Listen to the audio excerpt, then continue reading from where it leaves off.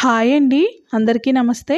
Welcome back to our channel టిషితా talks. ఈరోజు మన వీడియోలో చాలా సింపుల్గా రుచిగా మెంతి ఆకుతో పప్పు ఇలా చేసుకోండి. వేడివేడి అన్నంలోకి చాలా రుచిగా ఉంటుందండి. ఈ మెంతి ఆకు టైప్ 1 టైప్ 2 డయాబెటీస్ ఉన్న వాళ్ళకి కంట్రోల్లో ఉంచడానికి చాలా బాగా యూజ్ అవుతుంది. దీంట్లో ఎన్నో పోషక విలువలు ఉంటాయండి. ఫస్ట్ గిన్నెలో ఒక 2 టేబుల్ స్పూన్స్ వరకు కందిపప్పును తీసుకుంటున్నాను.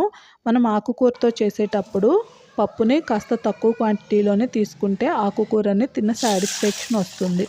ఇప్పుడు దీంట్లో వాటర్ వేసుకొని నీట్గా క్లీన్ చేసేసుకొని వాటర్ వేసుకొని ఒక అరగంట నానపెడదామండి. ఇలా చేయడం వల్ల పప్పు చక్కగా నానుతుంది. అలానే గ్యాస్ట్రిక్ ప్రాబ్లమ్స్ అనేవి రావు.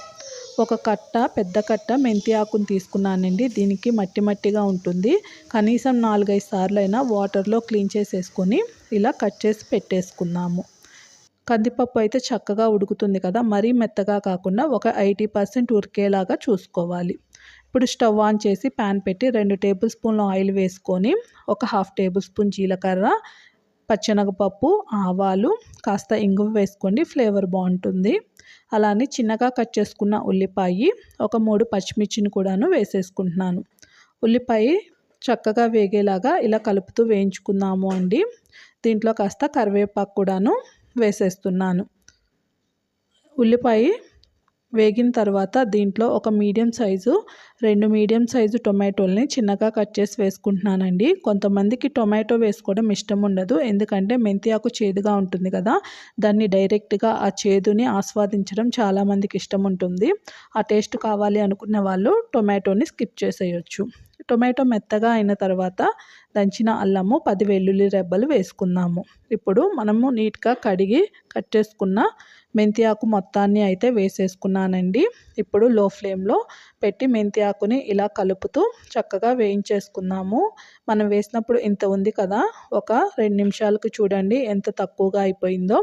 అలానే ఈ మెంతి ఆకు మరీ డ్రైగా అయ్యేంత వరకు ఆయిల్లో ఫ్రై చేయకండి, అలా అయితే దీంట్లో ఉన్న పోషకాలన్నీ పోతాయి. కందిపప్పు ఉడికిన తర్వాత దీన్ని మరీ మెత్తగా కాకుండా అక్కడక్కడ పప్పు కనిపించేలాగా మెతుపుకుందాము. ఇప్పుడు మెంతి ఆకు చక్కగా ఫ్రై అయిన తర్వాత మనం మెతుపుకొని ఉంచుకున్న పప్పుని దీంట్లో వేసేసుకొని కలుపుకుందామండి. ఒక 2 నిమిషాలు ఇలా ఉంచడం వల్ల పప్పు కూడాను చక్కగా ఫ్రై అయ్యి టేస్ట్ బాగుంటుంది. ఇప్పుడు దీంట్లో కాస్త పసుపు వేసుకుంటున్నానండి.